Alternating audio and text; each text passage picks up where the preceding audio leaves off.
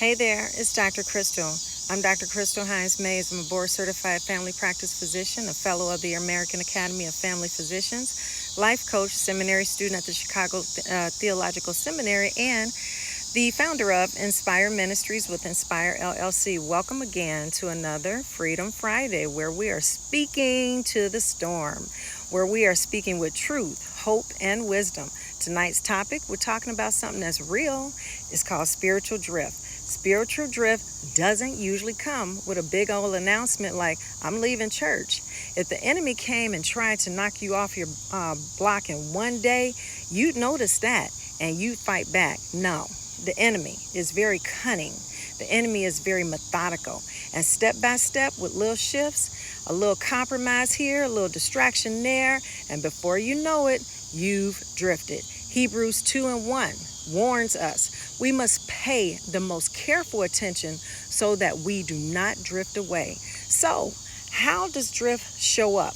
Let's be real. Drift can look like putting yourself back in circles where you've outgrown, hanging with people God told you to leave behind. You settled again and again because you got tired of being alone.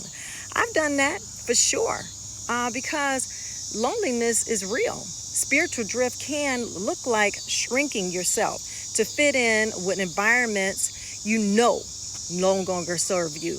You keep quiet. You downplay your growth. You lower your light so others don't feel uncomfortable.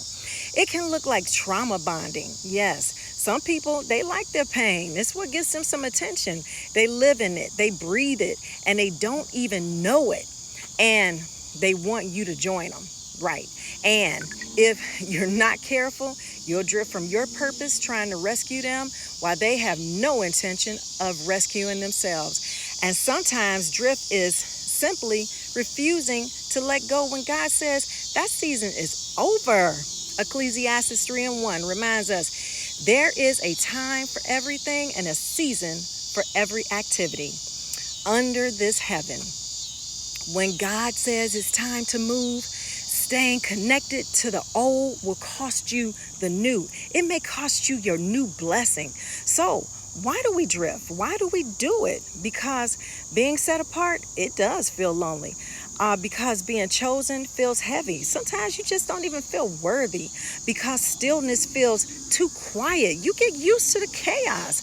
But here's the real truth. God does his best work in the stillness. Psalms 46:10 says, be still and know that I am God. Stillness is not a punishment. It's a preparation. And sometimes that peace feels awkward because we're used to chaos. But don't confuse peace with emptiness.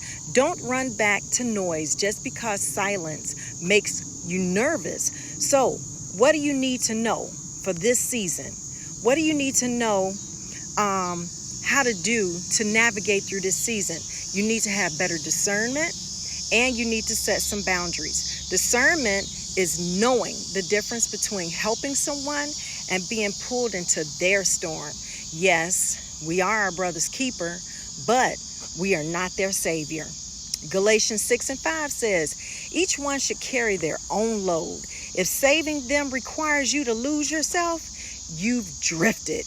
If fitting in requires you to shrink, you've drifted. Sometimes the most loving thing you can do is let them go and trust that God can do more with them than your constant rescuing ever will.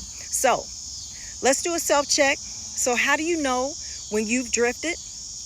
Do these quick self-checks. Am I moving closer to God or am I getting quiet about God?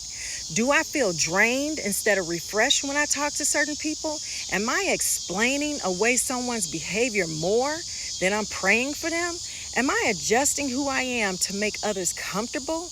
Is there fruit here? Is something growing here? Or just cycles of the same struggle? Romans 12:2 says, do not conform to the patterns of this world, but be ye transformed by the renewing of your mind. That's how you reset. So if you see the drift, don't panic, reset.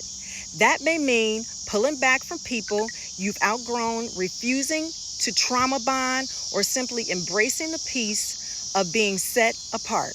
Because Galatians 5:1 says, it is for freedom that Christ has set us free. Stand firm and do not let yourself be burdened again. Say that again. Say this with me right now.